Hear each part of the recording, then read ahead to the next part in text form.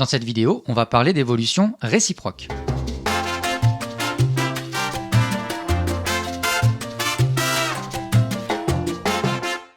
Alors on va se donner une valeur initiale V0 qui subit une certaine évolution pour arriver à une valeur finale V1.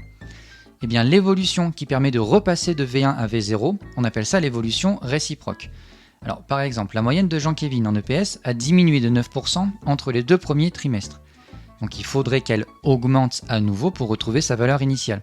Et on se demande quel doit être le pourcentage d'augmentation pour que cela arrive. Mais ce n'est pas plus 9%.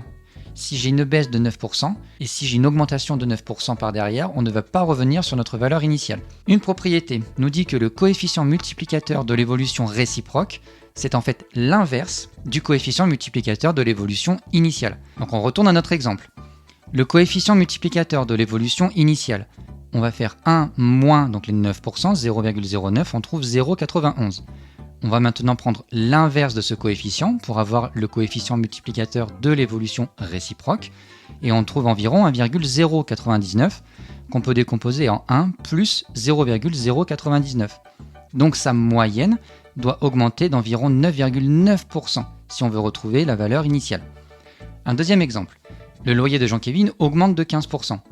Quel doit être le pourcentage de diminution pour qu'il retrouve sa valeur initiale? Là aussi, on calcule le coefficient multiplicateur de l'évolution initiale, on trouve 1,15. Pour l'évolution réciproque, on prend l'inverse de 1,15, on trouve environ 0,87, ce qui correspond à une baisse de 13%. Donc son loyer doit diminuer d'environ 13%.